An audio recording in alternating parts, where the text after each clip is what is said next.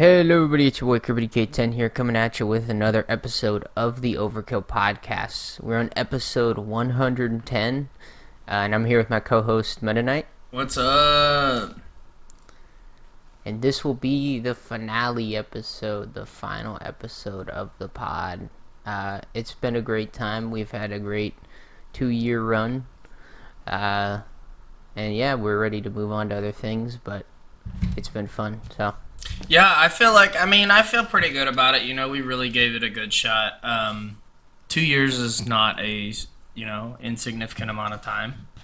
And I think it didn't really go anywhere. It was kind of inspired by those podcasts from like 2010 to 2014 that were all covering news and stuff about games and just talking about games. And it just, that time had passed, I think. But we're glad we tried. We always wanted to try. We kept saying we were going to for years, and we finally did. So can't be mad at that. Yeah, I guess we'll just hop right into the first story and here. I think before we do that, I think too, if I know Kirby's going to keep the channel up, so I think if there ever is something big or a couple of big stories gather up, maybe we'll come back and do, the odd episode here or there. Yeah, I think we're gonna move on to other content or other projects. Yeah. Anyways, go ahead. Yeah, no. I guess for our first story here, we got the Mario Galaxy movie Direct, which came out the day before Mario Day, but they kept saying it was Mario Day, which is kind of weird, which is March 10th, but this premiered on March 9th. Anyway, but they showed off a little bit more of the movie. I believe they showed like the second trailer, and this also aired on a few television networks, from what I understand, but there wasn't too much big news here. Mainly just Chris Pratt and I believe it's Charlie Day are Mario and Luigi from the first one.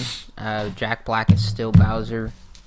Basically, everyone from the first movie is returning, and they also have Ben Safdie, I think is how you say it, as Bowser Jr., and Brie Larson as Rosalina, which I don't know how to feel about that, because she's pretty woke, but I think she probably won't ruin the movie.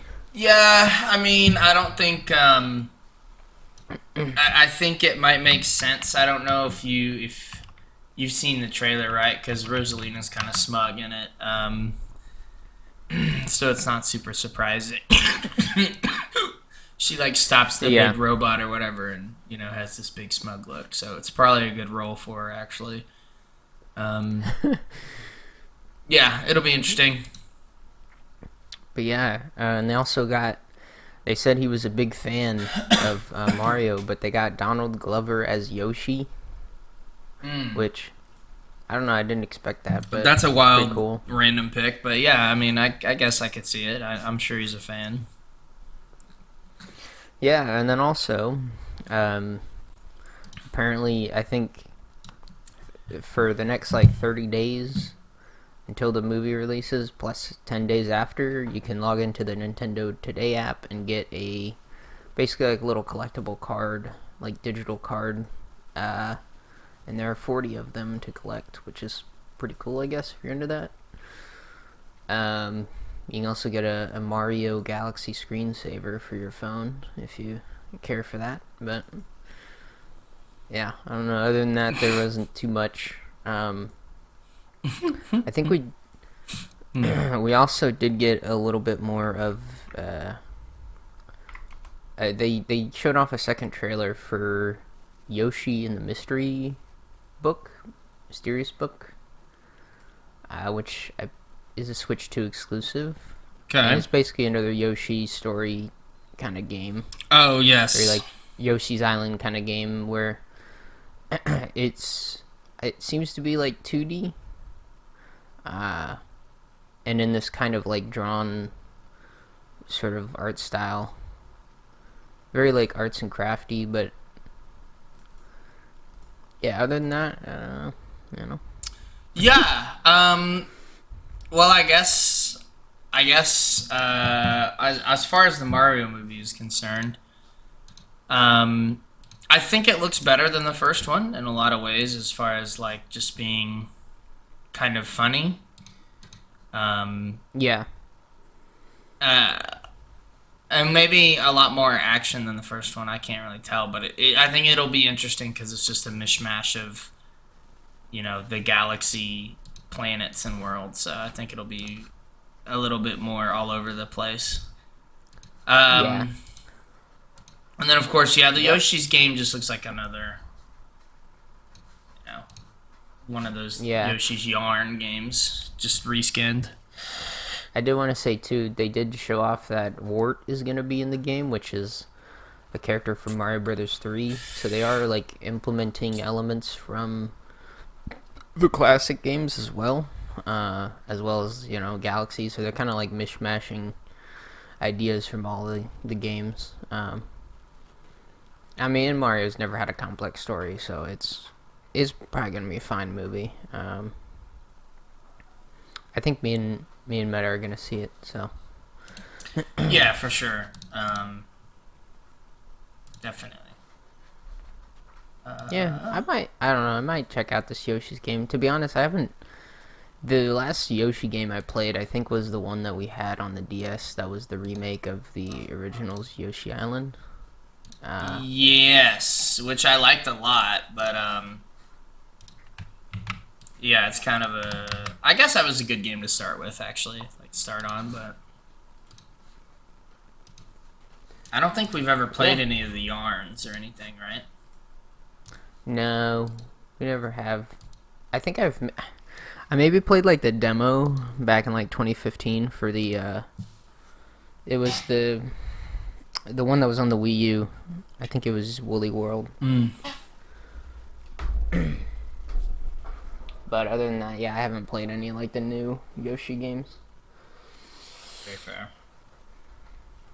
Well, I guess speaking of, while we're here, talking about Nintendo and games that are kind of, maybe not the most graphically intensive, there has been a study run, and it's done by kind of polling. So there is a firm called Newzoo, and the biggest takeaway from all the players they surveyed, players of Roblox and Minecraft are less likely to care about high fidelity graphics. And of course, Roblox's playtime, grew by 50% in over a year. Steal a Brain Rot, Grow a Garden, all these like games that they have that I don't really understand because I'm not 12 anymore. But it's interesting because this Newzoo data has interesting, I guess, analytics, especially for children, of course. You have a 55%. Fortnite has a 55% overlap with Roblox players and a 46% overlap with Minecraft players. GTA 5 is in second place with 28% overlap with Roblox and 25% with Minecraft, and then Call of Duty 26 and 22. I think this is interesting because from what I can tell, this study was done with younger players, and when I say that, I don't mean like 13, I mean like 25 and below, but definitely probably 13 is their biggest, that like middle range is probably their biggest data points. I would say this isn't surprising at all, and I would say I would say that I don't think I've cared much about graphics ever since I've been an indie game fan, but maybe I'm wrong. Because these people down in the comments, they say it's an age thing. As soon as they grow up, they'll be, more likely to transition into, bigger games with stories. But I don't know if that's necessarily the case. What do you think? Yeah, I don't know. I I've kind of had like a weird bell curve because I don't know. I grew up in the era of where there wasn't multiplayer. You know, I grew up with the GameCube and the Wii, and we weren't really allowed to play like multiplayer games. So for me, like a lot of games that I played were single player, like still like kid friendly stuff like Sonic or Mario, and then over time I transitioned more into online multiplayer stuff, mainly like Call of Duty, Overwatch, Counter Strike, stuff like that. Mm-hmm. And then as I've gotten older, I think I've kind of come back to appreciate just the simplicity of being able to play a game and not having to like learn all the mechanics to be like competitive. And I think that's one reason why like Minecraft or like Roblox even. I think they're technically like multiplayer, but I think you can play most of the games offline for Roblox, and obviously Minecraft too is you can play both multiplayer and single player. So yeah, I don't know. And also I haven't cared about graphics. Yeah, probably since like 2015, because I think a lot of things too is like we've really hit like a graphical I want to say peak, or like it's kind of stagnated graphics wise in gaming. Mm-hmm. Like you can now see a little bit more of a wrinkle in the character's face, and that's cool, I guess, but I don't know. I think graphics ever since like 2013 haven't really changed all that much. So yeah, not really. And it wasn't like like whenever you went like I remember playing the GameCube and thinking like, wow, I wonder, what if this game like looked like real life. And then like once the Xbox One came out, I was like, wow, we're in that era of games looking like real life. And then after a little while after, I was like, yeah, I mean, it's cool, but I don't know, it doesn't really add anything. Yeah, you're like, do I care? Yeah. And in many cases, you wonder if it makes it worse. I guess it is a little sad because I think you'll have, they did some of the data points indicate that, in fact, they're less likely to play games like Clear Obscure, Expedition 33 or whatever it is. I guess just Expedition 33 or, other games like that. But yeah, it seems like a lot of them are attracted to that like cartoony art style too. It says like Gang Beast, Among Us, totally accurate battle simulator, which isn't really surprising. I think all those games kind of play into each other, but I think over time, they probably will move on to the more graphically intensive games. But I just don't know if like it's something I care about either. Yeah. I think that's just something you care less about in general as you get older. But yeah. Well, yeah, and I think it's a thing of like me and Meta kind of were early on to Minecraft because we played it. I remember we played it like as soon as it came out on the 360. Yeah, I played the browser version at one point. Yeah, and we, we had our Minecraft phase there for a while. I know that I was definitely like addicted for at least like 2 years. Maybe not addicted, but I played quite a bit of Minecraft for the time being, and then it kind of got stale, and then once we got it for PC, it didn't really change much. I still played a decent amount, but then like years later, I've kind of come back and done a bunch of modding, which has made the game way better. So, that's the thing too, is Minecraft has had a long shelf life, right? It's like an infinitely replayable game, and I think Roblox is pretty much the same because you can like create your own games. So, when it changes makes sense to that. Yeah. I mean, you can play it. You can play it by yourself with other people. Obviously, it's always updating. It is the first almost live service game in a weird way. Yeah, kind of. Yeah. So yeah, it makes sense. I mean, it's been on the shelf for 20 years. It feels like, but I mean, obviously that's not the case. But it's at least affected 20 years worth of people. I think. Yeah. Yeah. Minimum. I guess we'll move on to our next story. Yeah, this one's not surprising. Yeah. I guess this is about one of those high fidelity games. We covered this game a few weeks ago. It is called High Guard, and me and Meta, I think we both called it. But support for High Guard will officially come to an end today, which was March 12th. So the creators behind High Guard have they were preparing to shut down the servers for good. I guess. Oh yeah, no, they did. They did on March 12th. The publisher already delisted it from Steam and PlayStation in the PlayStation Store. So High Guard has now joined games like Concord the Day Before and Radical Heights, which are a few titles that have shut down shortly after release. So, yes, not a great thing. It apparently attracted 2 million players across all supported platforms, which is pretty rough considering I think it was on Steam, PlayStation, and Xbox. But yeah, it's pretty rough if you have multiple platforms and you only get 2 million players overall.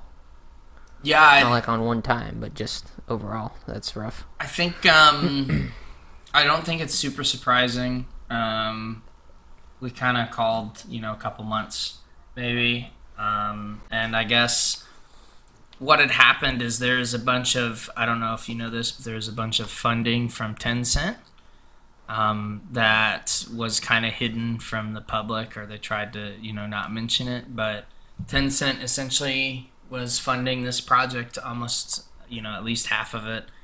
And so whenever the game started going downhill and they got bad press, Tencent pulled all their funding. And so that's also another reason that most of the team was, let go and the project shut down. So there also was like this weird thing of like they didn't really want attention from anyone at the Game Awards and stuff. And I don't know how true that was. I don't know, what actually happened with that. If it was just, they were trying to get like a sneaky shout out or whatever at the Game Awards, or if they really did not want anyone to know about the game so early. I don't know. Yeah. There's some interesting behind the scenes stuff with this one. Yeah, it does suck because it's, it is another live service game. It's fully online. So if, basically as soon as the server shut down, the game's basically gone. Mm-hmm. So I think this kind of shows one of kind of the problems with always online multiplayer games. As soon as the servers go offline, you don't have the game anymore. And I believe it was free to play. Yes, it was. So it's not like you're losing money, I guess, but obviously if you made any purchases in game, they're gone. Mm-hmm. So yeah, I was just about to discuss that too. So it is always really interesting when a game like this comes out and the store is fully functional, but it shuts down in 2 months anyways. Yeah. I don't know. I think for me, like, this kind of it's kind of a different game, but like, I've always thought like Overwatch should have like a single player game, at least like a little bit of it. I know they have like the PvE now, but I feel like they should have, if you like bought the original game, they should just give you the PvE mode for free. But yeah, in my opinion, or at least some sort of like way to play the game offline. But yeah, I mean, most of these games, I guess, make so much money on the online, they just don't care. No, they don't give a shit.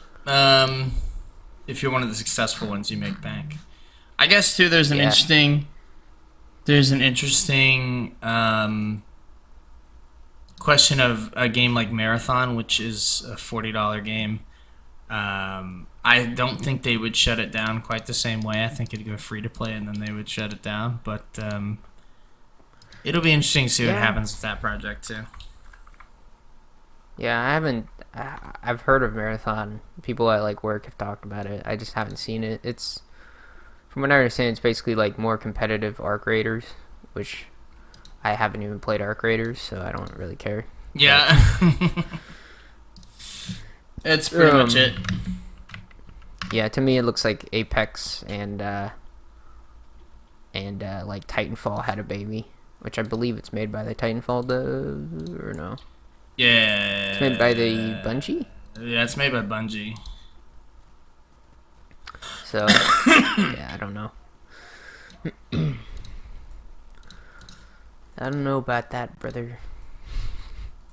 I don't know. It looks kind of ugly to me. I'm not gonna lie, but yeah. Yeah, I haven't really seen it, but I guess we can move on. Yeah, I just thought this was an interesting story here. We got the D&D CEO for his own campaigns. He has been using a lot of AI art,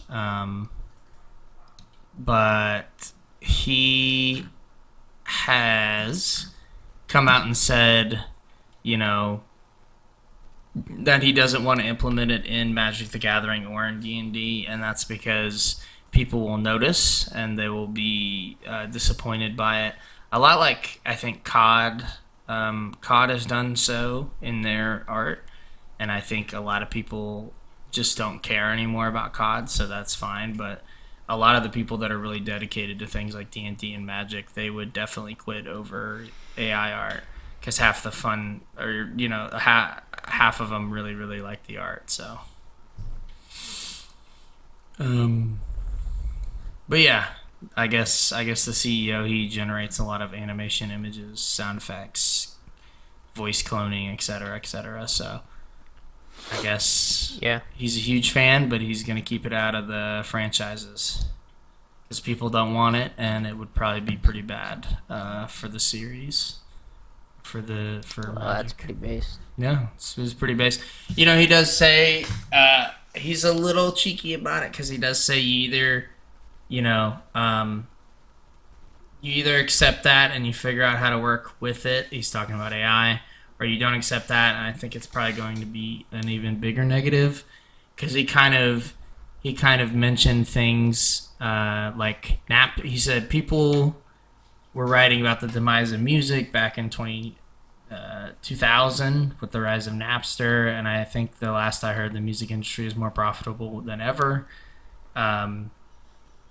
He kind of sees the same with AI. I mean, I do too. I don't think AI will be that prevalent for a long time, at least in like larger things, especially. But yeah, I think like larger projects probably won't use AI as much. I wonder if like indie games will, just because it is probably cheaper than like having to hire your own artist. If you're a game programmer and you don't know how to make art, you probably could just use AI to like make all the sprites and stuff for your game, and then implement it. Yeah, certainly, and just like remove the background. Yeah, it'd be easy. But I don't know. I mean, I think we've seen with like COD, it is like still they can just do like AI slap emblems and like AI slap calling cards and stuff like that, just for like bundles or whatnot, and like people will still buy it because they look like decent enough, and as long as there's no like 6-finger things or like things that are like very apparent that it's like AI. Most people don't care. Yeah, or notice even. I mean, most people can't even tell. So, yeah. I think one of the most. Sometimes I think you can even plug into AI. You can be like, make it look less AI, and it'll try. Yes, yeah, you can. I've done that with like text too. I've been like, make it less AI. Yeah. That's funny. But that's good. I mean, I think it does. I don't know if AI will ever take over like creative jobs, but I think it definitely could creep up there if they keep like, you know, coming out with different versions that are just better and better. So I think that is one thing you can do. Like, you can make things a lot cheaper with it. So Yeah, certainly. I just thought it was really interesting. Such a big franchise said no to it, and of course, I think we've seen this.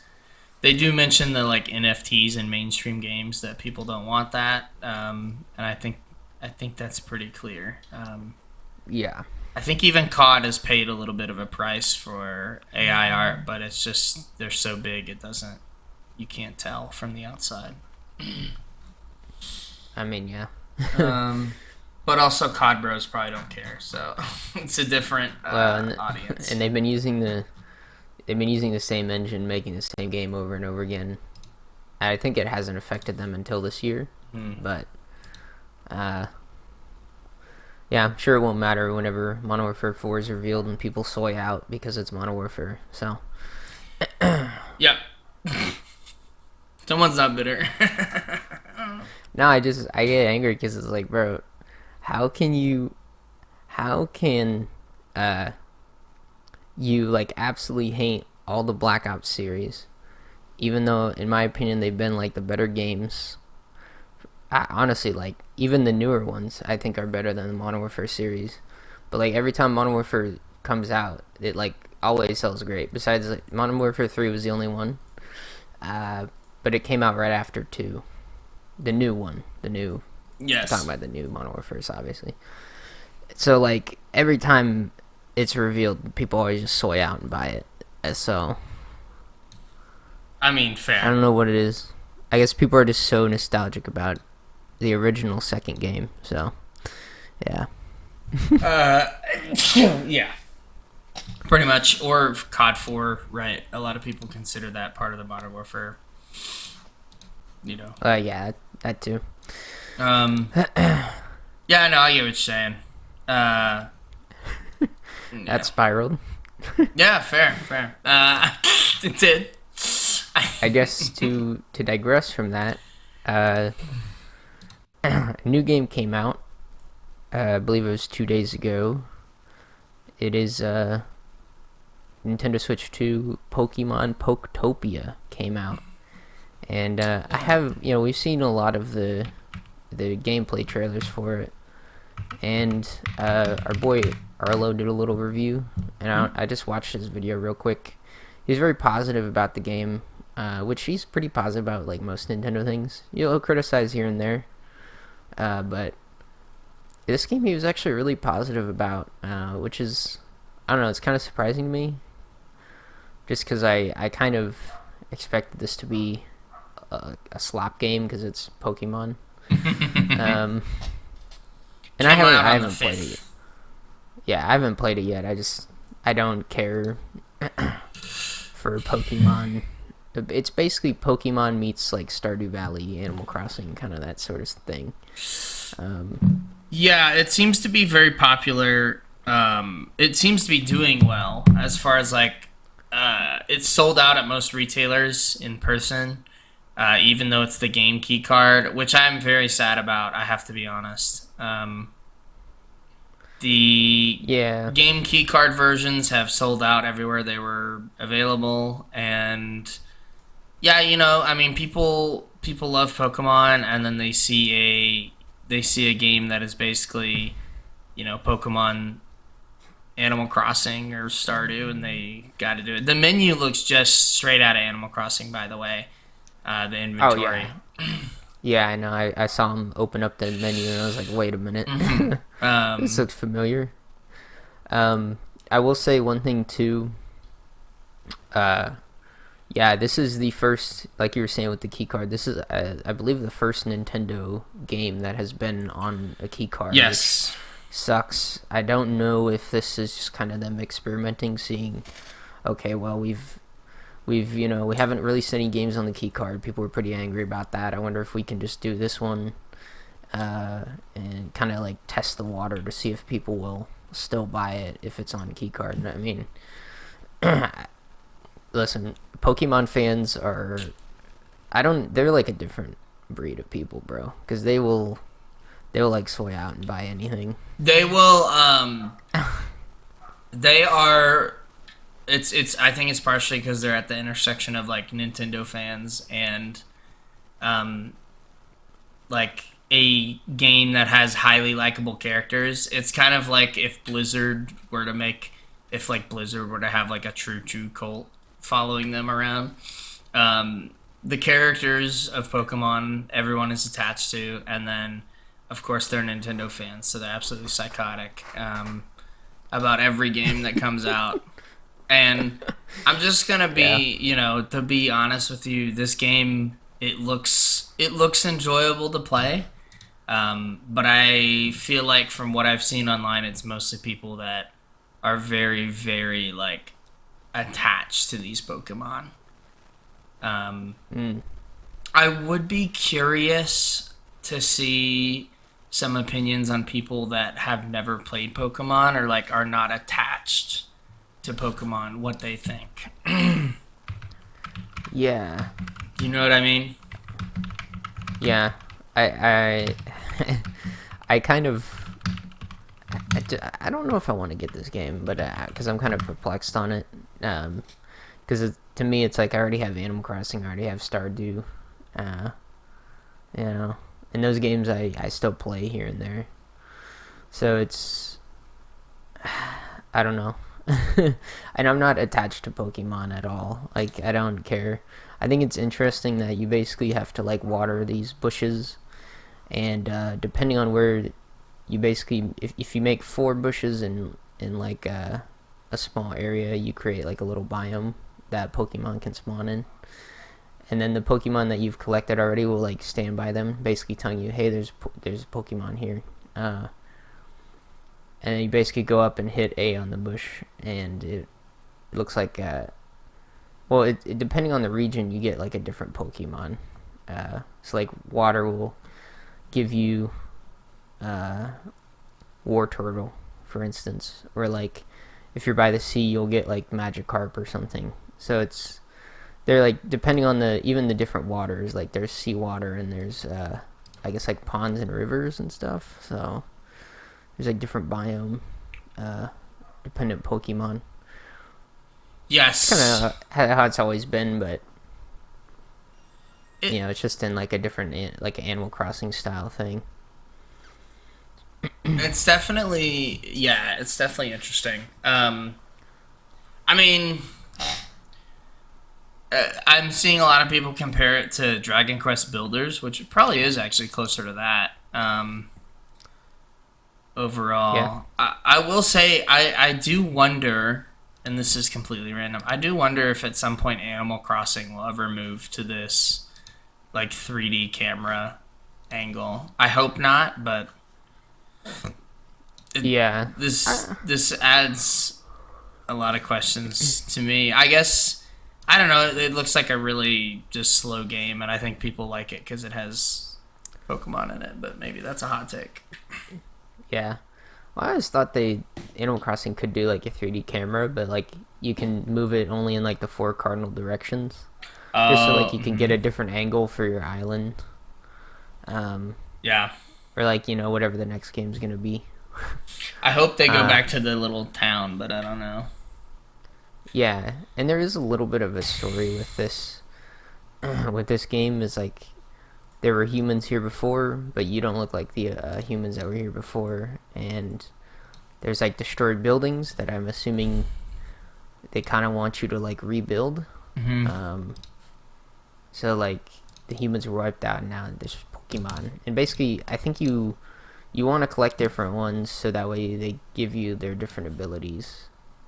So like Squirtle will give you like the water, for instance, so you can water the bushes. Mm-hmm. Stuff like that. So, it's very similar to, this is ironic, it's very similar to, what is that game? The one that they're suing? Oh, Power World? It's very similar to Power World in that respect, like with the different abilities doing different things. And it seems like there's like electricity lines that you can build with like an electric Pokemon. Yeah. Huh. Yeah, I don't know. It looks interesting. I might try it. Not even joking, but it sucks that it's on Game Key Card though. It does That's look the only interesting. thing for me. The game key card almost just makes me want to get it digitally if I ever even got it. Yeah, I think if it went on sale, I probably would get it. But you know, it's Nintendo, so that's never happening. No, especially with how well it's done so far. It'll be like 10 years before they even give you $5 off. So,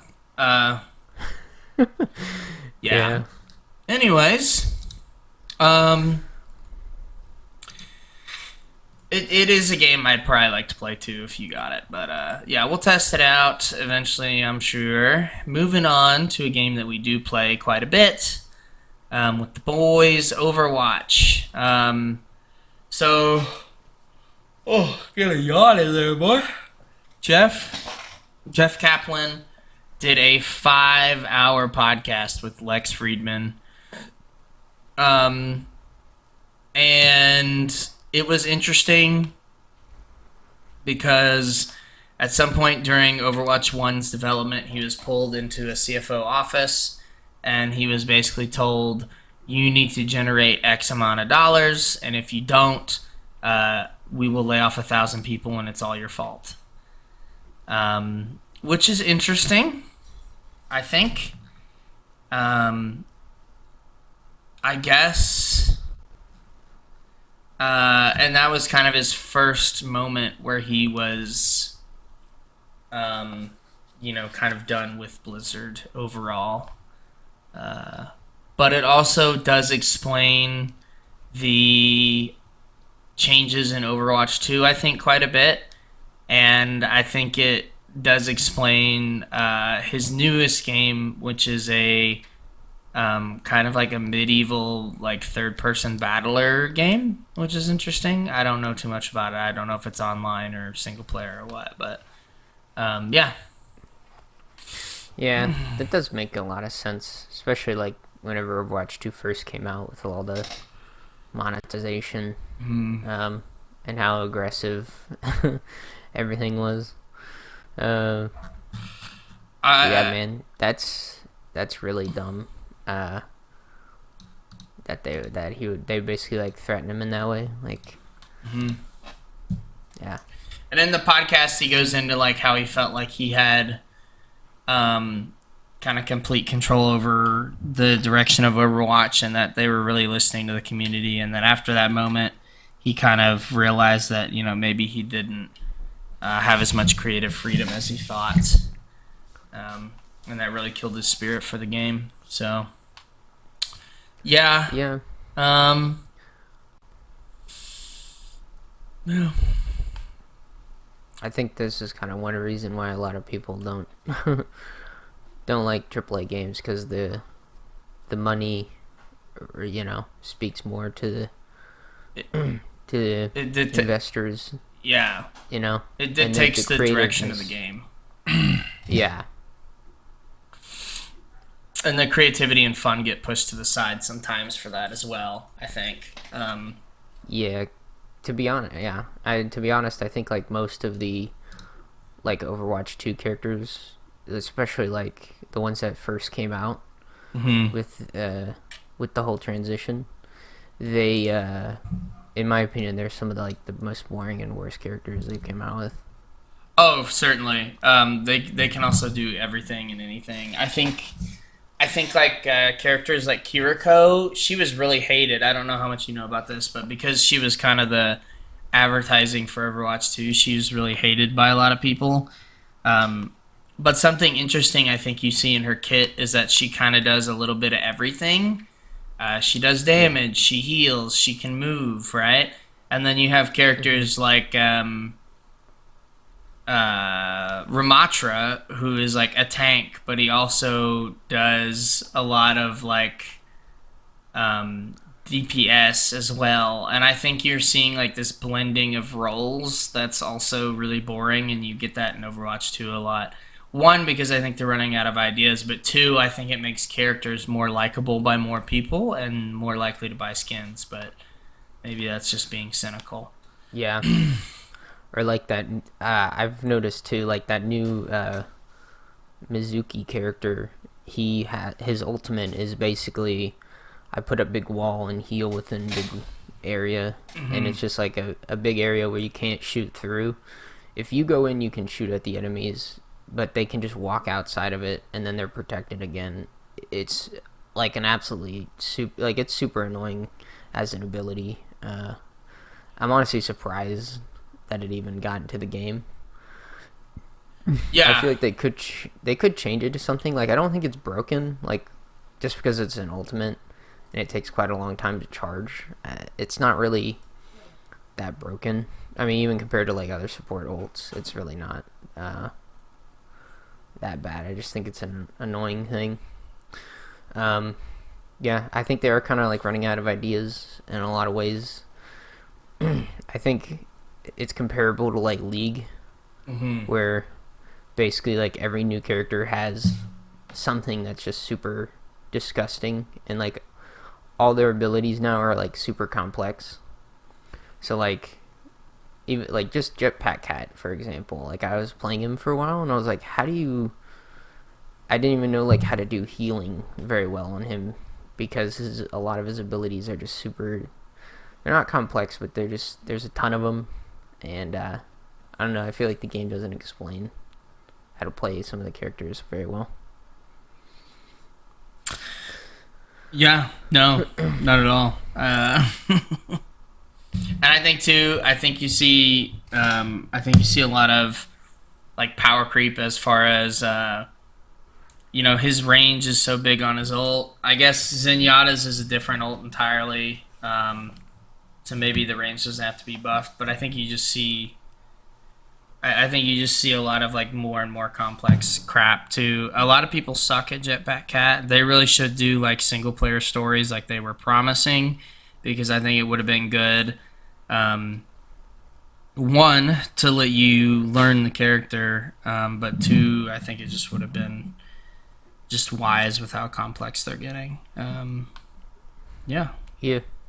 It would be nice too, because like you could, if you're getting frustrated at like multiplayer, you can just go play like some single player for a bit, chill out, and then come back. I don't know. It's just, to me, it's smart to have a. Well, and it was also gonna be like for a while they switched it over to like a mode where you like were unlocking abilities and stuff, and it was almost like a roguelike. And I would have loved that. But yeah, it just never happened, and it's a huge disappointment, and I think it really harms the game in various ways. And I think ironically going back to just the name Overwatch has actually helped the game do better. But I think in reality, like, just not following through on anything they promised was really, really annoying and harmful in a lot of ways. I don't have any trust in Overwatch. I still like playing the game, but I don't have like any trust in Blizzard, if that makes sense. And I think most people are like that. Yeah. Just because of their behavior, and then of course the new characters. The new characters are interesting, but yeah, they're just really complex and complicated. I always just go back to Reinhardt or Winston, though.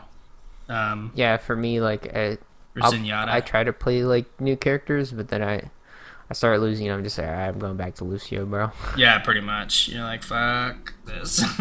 So you just like go back to your main character, who's like super simple. You're just like, alright, I'm just whatever, bro. But yeah.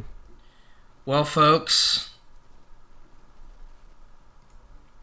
Yeah, I guess that's it. Yeah, I guess it's been real. It's been fun. I'm sure we will come back and do one for a game or something that comes out. But yeah, or maybe we'll do another tier list. I don't know. Yeah, those are always fun. Those are very enjoyable to do. So maybe whenever we get some time, we'll do that. Yeah. But it'll be good to have the hour of the week back. I know we wanted to make a game, and if y'all ever know that it's us that made the game, I don't know, but I guess we'll decide that whenever we get there. Yeah. Yeah, hope you guys enjoyed. It's been your boy, Kirby DK10. Peace. It's been your boy Meta.